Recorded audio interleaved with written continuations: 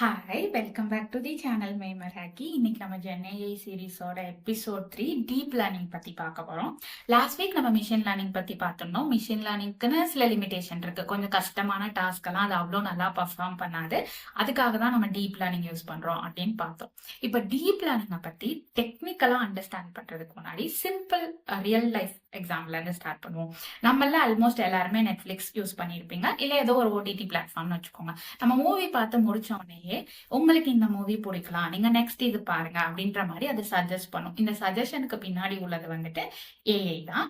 இந்த ஏஐ உங்களுக்கு எது ரெக்கமெண்ட் பண்ணலாம், உங்களுக்கு எப்படி பிடிக்கும் அப்படிங்கறத டீப் லேர்னிங் யூஸ் பண்ணி தான் கத்துக்குது. இப்போ லாஸ்ட்ல மிஷின் லேர்னிங் பார்த்தப்போ ஒரு விஷயத்த கத்துக்கிறதுக்கு வந்து அது ஒரு மேக்ஸ் ஃபங்க்ஷன் யூஸ் பண்ணுது அப்படின்னு பார்த்தோம். இந்த ஒரு மேக்ஸ் ஃபங்க்ஷன் வந்துட்டு ஒரு நியூரான்னு வச்சுக்கோங்க. இப்போ நெட்ஃபிளிக்ஸுக்கு ஒரு நியூரான் மட்டும் போதுமா? போதாது. அது வந்து நீங்க என்ன லாங்குவேஜ் பாக்குறீங்க, என்ன மாதிரி ஜான்ரால பாக்குறீங்க, நீங்க சீரீஸா பாக்குறீங்களா, மூவிஸா பாக்குறீங்களா, இந்த மாதிரி மல்டிபிள் விஷயம் கத்துக்கணும். ஸோ மல்டிபிள் நியூரான் யூஸ் பண்ணா என்ன?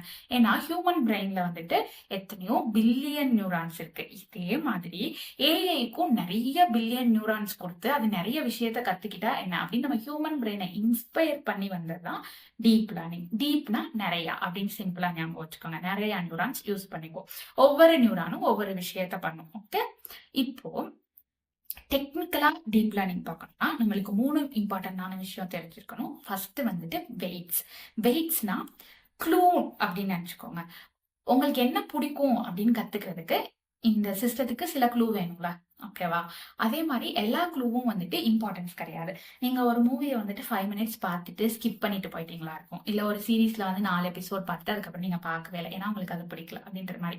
இப்போ நெக்ஸ்ட் நீங்க என்ன பார்க்கணும் அப்படின்னு ரெக்கமெண்ட் பண்றதுக்கு உங்களுக்கு என்னெல்லாம் பிடிக்கும் அப்படிங்கிறது ரொம்ப முக்கியம். ஓகே, இது வந்து ஹை வெயிட்ஸ். ஓகே, இந்த நீங்க ஸ்கிப் பண்ணிட்டு போனீங்கல்ல, இதெல்லாம் வந்துட்டு கொஞ்சம் லோ வெயிட். ஓகே, ஸோ எது இம்பார்ட்டன்ட் இல்லை அப்படின்னு உங்க சிஸ்டத்துக்கு க்ளூ கொடுக்கறது இந்த வெயிட்ஸ் தான். வெயிட்ஸ். ரெண்டாவது கான்செப்ட் வந்துட்டு ஃபார்வர்ட் ப்ரொபகேஷன். இதுல வந்துட்டு நம்ம டேட்டா கொடுத்துட்டோம். நம்ம சிஸ்டம் என்ன பண்ணுவோம்னா ஒவ்வொரு லேயர்லயும் ஒவ்வொரு விஷயத்த கத்துக்கும். ஃபர்ஸ்ட் லேயர் வந்துட்டு நீங்க தமிழ் மூவி பாக்குறீங்களா, இங்கிலீஷ் மூவி பாக்குறீங்களா அப்படின்னு ப்ரெடிக்ட் பண்ணுது. ரெண்டாவது லேயர் வந்துட்டு நீங்க வந்துட்டு ஹாரர் நிறைய பாக்குறீங்களா, ஆக்ஷன் நிறைய பாக்குறீங்களா. மூணாவது லேயர் வந்துட்டு நீங்க வந்துட்டு எதெல்லாம் ஸ்கிப் பண்ணிட்டு போறீங்க, ஓகே, எதுல எவ்வளவு டைம் ஸ்பெண்ட் பண்றீங்க, அந்த மாதிரி இதுல மில்லியன்ஸ் ஆஃப் லேயர் இருக்க போது ஒவ்வொன்றும் ஒவ்வொரு விஷயத்த கத்துக்கும். இதெல்லாம் கத்துக்கிட்டு தான் உங்களுக்கு ஒரு ஃபைனல் ஆன்சர் கொடுக்குது. இது ஃபார்வர்ட் ப்ரொபகேஷன், இந்த லேர்னிங் ப்ராசஸ்க்கு பேரு. அடுத்தது மூணாவது கான்செப்ட் பேக்வர்ட் ப்ரொபகேஷன். இப்போ உங்களுக்கு அது வந்து கத்துக்கிச்சுன்னு வச்சுக்கோங்க. கத்துக்கிட்டு ஒன்னு ப்ரிடிக்ட் பண்ணி சொல்லுது. அதாவது எனக்கு வந்துட்டு ஒரு ஹாரர் மூவி சஜஸ்ட் பண்ணுது நெட்ஃபிளிக்ஸ், ஆனா நான் ஹாரர் மூவி பார்க்க மாட்டேன், இட்ஸ் அ மிஸ்டேக். ஓகே, இப்போ இந்த மிஸ்டேக்ல இருந்து நெட்ஃபிளிக்ஸ் வந்துட்டு மறுபடியும் திரும்பி போய் லேர்ன் பண்ணிக்கோ.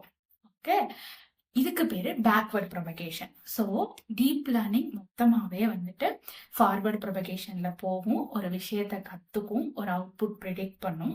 மறுபடியும் அந்த அவுட்புட் ஏதாவது தப்புனா திரும்பி பேக்வர்ட் ப்ரொபகேஷன்ல போய் அந்த மிஸ்டேக்ல இருந்து கத்துக்கும். ஸோ இது ரிப்பீட்டா சைக்கிளா நடந்துகிட்டே இருக்கும். இதுதான் வந்துட்டு டீப் லேர்னிங்கோட மொத்த டெக்னிக்கல் கான்செப்ட். ஓகே, ஸோ இப்போ வந்துட்டு நம்ம பேக் டு ஜென்ஏஐக்கு வரலாம். நம்ம இந்த சீரீஸ் ஸ்டார்ட் பண்ணல ஜென்ஏஐல இருந்து தான் ஸ்டார்ட் பண்ணோம். ஜென்ஏஐ லேர்ன் பண்றதுக்காக தான் நம்ம இப்போ மிஷின் லேர்னிங், டீப் லேர்னிங் இதெல்லாமே பார்த்துட்டு இருக்கோம். நம்மளுக்கு காமனா டெய்லி லைஃப்ல தெரிஞ்ச ஜென்ஏஐ திங்ஸ் வந்து சாட்ஜிபிடி, கிளாடு, அந்த மாதிரி.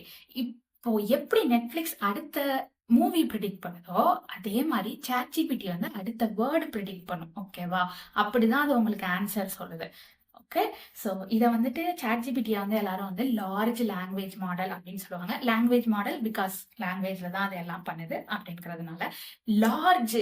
ஏன்னா அதுல நிறைய லேயர்ஸ் இருக்கு. இதுக்கு பின்னாடி உள்ள கான்செப்டுமே டீப் லேர்னிங் தான். ஓகே, ஸோ ஃபார் நம்ம வந்துட்டு எப்படி கத்துக்குது ஏஐ, அதை எப்படி பர்ஃபார்ம் பண்ணுது அப்படின்னு அதை பத்தி பார்த்துட்டோம். இன்னொன்னு, ஏஐ நல்லா பர்ஃபார்ம் பண்ணா இன்னொன்னு முக்கியமான விஷயம் என்னன்னா நம்ம அதுகிட்ட எப்படி கம்யூனிகேட் பண்றோம், நம்ம கரெக்டான கொஸ்டின் கேட்கிறோமா அப்படிங்கிறது ரொம்ப முக்கியம். அப்பதான் அது கரெக்டா ஆன்சர் சொல்லும். ஓகே, நம்ம இந்த குடுக்குறோம்ல கொஸ்டின், இதுக்கு பேர் வந்து ப்ராம்ப்ட். இந்த ப்ராம்ப்ட்ங்கிற வேர்ட நெறைய பேரு Instagramலலாம் கேட்டிருப்பீங்க. அந்த ப்ராம்ப்ட் நீங்க காப்பி பண்ணி குடுத்ததுக்கப்புறம், அது சர்டைன் டாஸ்க் உங்களுக்கு பண்ணி குடுக்கும். ஓகேவா? அந்த பெர்ஃபெக்ட் ப்ராம்ப்ட்ல தான் இருக்கு, அது எப்படி பெர்ஃபார்ம் பண்ணணுங்கிறது. இந்த ப்ராம்ப்ட்டுக்குன்னே ஒரு ஃபீல்ட் இருக்கு. அதுதான் வந்து ப்ராம்ப்ட் இன்ஜினியரிங்ன்னு சொல்லுவாங்க. ஸோ, இந்த ப்ராம்ப்ட் இன்ஜினியரிங்க பத்தி நம்ம நெக்ஸ்ட் எபிசோட்ல பார்க்கலாம். So for this is Lakshmi for Meymaraki. நம்ம வந்துட்டு தமிழ்ல ஏஐ வந்துட்டு கொஞ்சம் கொஞ்சமா கத்துக்கிட்டு இருக்கோம். உங்களுக்கு இந்த மாதிரி வீடியோ பிடிச்சிருந்துச்சுன்னா ஃபாலோ ஆன் பண்ணிக்கோங்க.